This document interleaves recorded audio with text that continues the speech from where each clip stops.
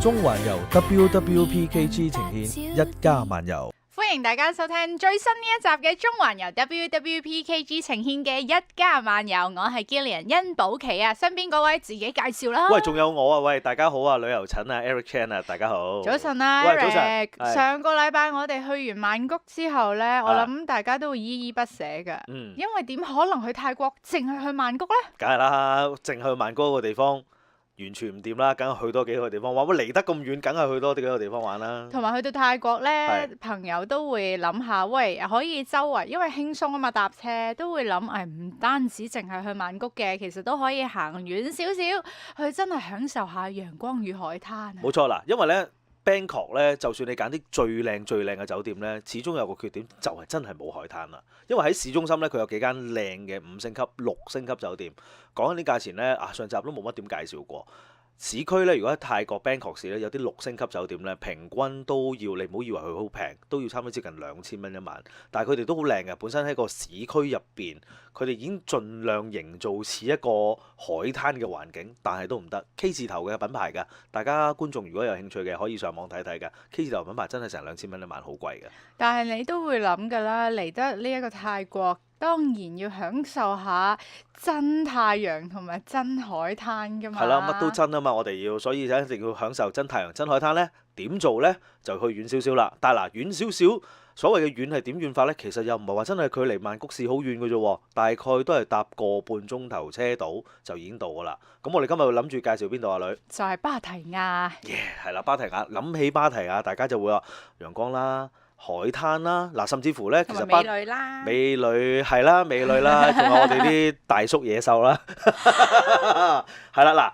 先講翻先，諗起芭提雅，可能好多香港嘅朋友都其實去過嘅，甚至乎有啲家長啊，有啲上咗年紀嘅朋友話：唉，芭提雅，我哋10年，我去嘅時候你都未出世。冇錯，exactly 啦。你去嘅時候未，甚至乎有啲人話：喂 ，Eric。我去嘅時候，你都未出世啊！嗱，真係講好耐㗎啦，芭提雅個歷史真係太悠久啦。因為我哋由遠古啦，即係唔好話遠古啦，初我哋由旅行社搞去泰國團呢，其實通常就真係曼谷加芭提雅，仲有就華欣呢啲地方嘅，七岩啊、華欣呢啲地方嘅。咁但係而去到而家呢個階段呢，就比較少啲人會去啱啱我講嗰啲地方。咁但係其實呢，近呢幾年呢，芭提雅又好，華欣呢啲地方都好呢，就發展得比較迅速咗，咁以前咧就比較少啲嘢玩嘅，但係最近咧就多咗好多，又係國際大品牌，甚至乎有啲主題公園或者甚至乎一啲主題水上樂園嘅設施咧，就喺呢幾個地方起好。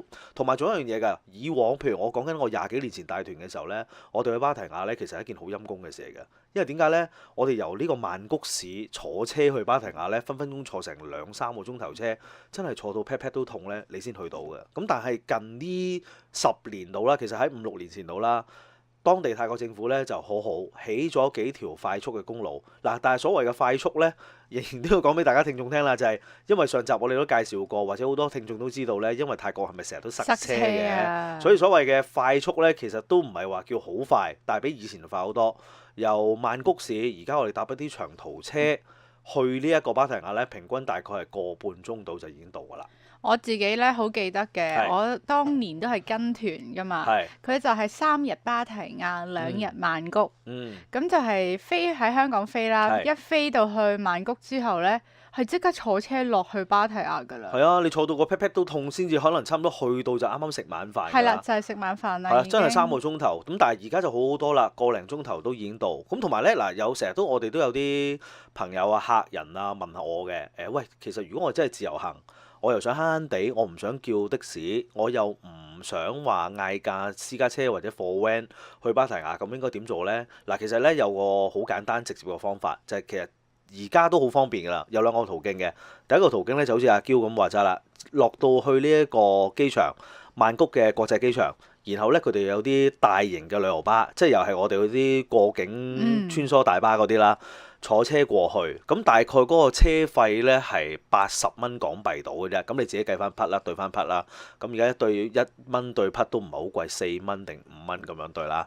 咁過去咁就大概2個鐘度。其實由機場去咧就最好嘅，因為點解咧？避過晒翻入去市中心嘅塞車地方。好啦，如果有啲朋友選擇，喂，我先留喺 Bangkok 玩1日甚至2日，然後先過巴提雅得唔得呢？又唔嗌車得唔得呢？都得。咁你就叫翻酒店幫你嗌架車，就去翻曼谷市中心。佢哋係有一個呢，係曼谷市區入邊，佢有個大巴站嘅。佢有好多巴士呢，就全國性嘅，譬如可以去頭先我講嘅巴提雅啦、華欣啊，甚至乎落到布吉島啊，都會有個好遠，好似清邁啊，好多地方都係向上行清邁。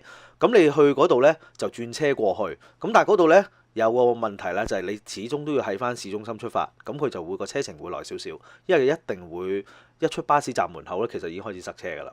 咁塞一段路你先上翻高速公路，咁就會耐少少咯。嗱，我哋以前講咧去芭提雅咧，就係為咗陽光與海灘啦。咁我自己一諗起咧，就係我去過嗰個珊瑚島啊。哇！好多珊瑚島嘅，其實女嗰度唔止一個，係我哋叫統稱珊瑚島啫。其實嗰度有 N 咁多個珊瑚島，同埋其實咧每個年代每一個朋友去嗰個珊瑚島都係叫珊瑚島咯。全部人都話我去完珊瑚島，但係去嗰個珊瑚島唔係同一個嚟。冇錯啦，其實嗰個珊瑚島咧，嗱，譬如你講緊大家啲聽眾啦，可能70年代又好，80年代又好啦，去過珊瑚島，到我哋80、90年代帶團個珊瑚島，甚至乎去到阿女千禧年嘅時候去過珊瑚島咧，大家統稱珊瑚島啫，但係其實個島係唔一樣㗎。即係我簡單啲解釋，好似去咗西貢咁樣，原本去咗橋咀島，其實叫珊瑚島，去下就變咗去半月灣，又係叫珊瑚島。其實嗰度咧，珊瑚島係 N 咁多個嘅，我哋純粹全部統稱到珊瑚島嘅啫。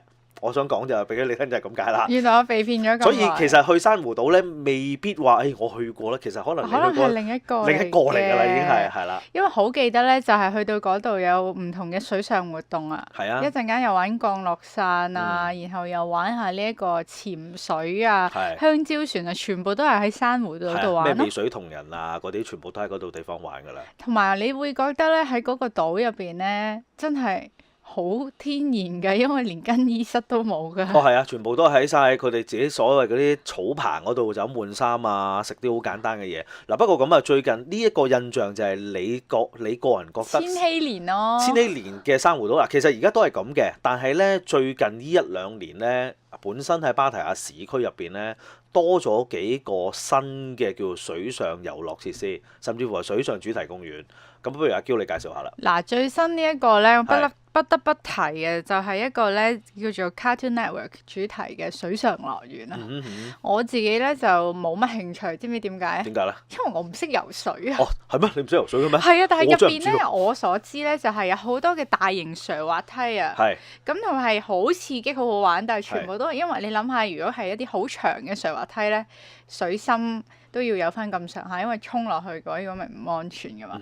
所以我應該玩唔到啦。嗱，好似我呢啲咁嘅年紀嘅朋友咧，細個咧喺香港，譬如喺海浪公園嗰啲地方咧，我哋一定會玩過我哋香港嘅水上樂園㗎。其實大家好多朋友咧都好想再玩水上樂園嘅感受嘅。咁嗱，頭先都講咗啦，去到 Bangkok， 去到芭提雅，一般就會玩天然嗰個珊瑚島啊，去享受下大自然嘅衝浪啊嗰啲㗎。但係你始終冇嗰啲大型瀡滑梯啊，甚至乎冇一啲泳池啊，或者一啲細嘅少少嘅池，淺水少少嘅啱小朋友玩嘅。啱我咯。係啦，其實呢一個啱你講呢一個卡通嘅水上樂園咧係好啱嘅，因為佢好似聽聞話係全球第一個係用呢一個形式，好似話用呢個主題去起呢個樂園，喺嗰啲公仔好似係美國嘅幾個好似動畫嘅品牌嚟㗎嘛，嗱又唔係迪迪尼嗰啲嚟㗎嘛，係一啲嗰啲叫咩兒童台品牌係咪？可以咁講啊，係啦。嗱，除咗我頭先講一啲好刺激嘅水上活動之外咧，其實都有啲輕鬆啲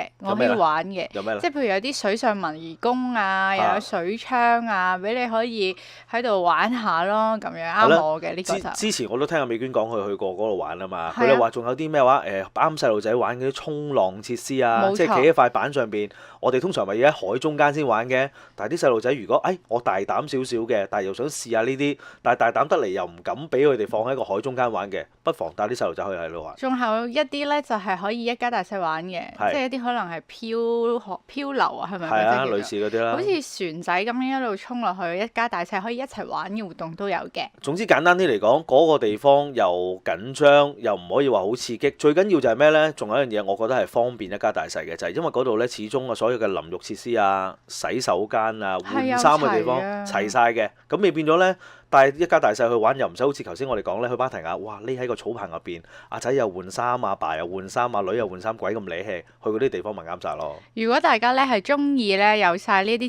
設施啊，可以方便一家大細咧，呢一個新起嘅樂園，我覺得係一個幾好嘅選擇嚟嘅。直頭係一個正嘅推介。可以上網睇下啲門票啦，同埋聽聞咧喺酒店咧，其實佢哋都有一啲咧幫大家預訂門票嘅服務嘅。其實除咗喺當地之外咧，我哋香港一啲旅行社啦，都會可以買到呢啲飛嘅。咁佢哋買咗之後咧，你有個方便嘅地方咧，方便位啦，就係你唔使話去到嘅時候先再去排隊買，佢直頭已經做好晒 e-ticket，你攞住張飛直接排過去就已經 OK 㗎啦。其實咁樣係方便好多嘅。你一諗起一家大細咧，如果你扶老攜幼咁樣喺度排隊等入場咧，嗰個時間係煎熬啊，仲要咧好曬。係啊，同埋仲有一個小貼士俾大家咧，因為呢個呢個叫做水上樂園啦，其實佢係接近喺市區嘅，即係喺芭提雅市區嘅。講緊個車程咧，如果你坐嘟嘟過去咧，大概15分鐘到嘅啫。咁同埋呢個由呢個水上樂園附近咧，有2-3間新嘅5星級酒店。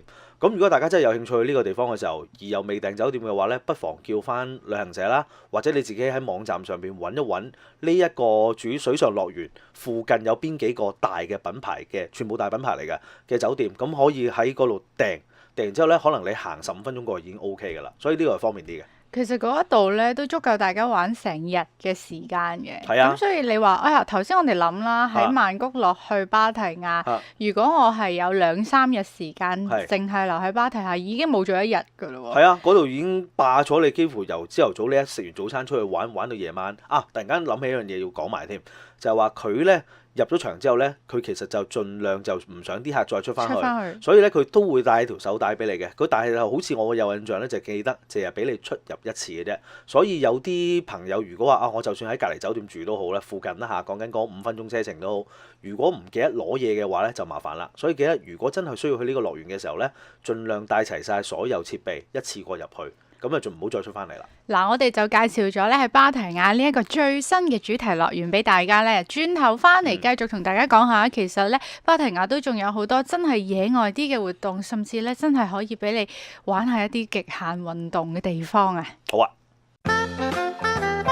一家漫遊係由中環遊 WWPKG 贊助播出。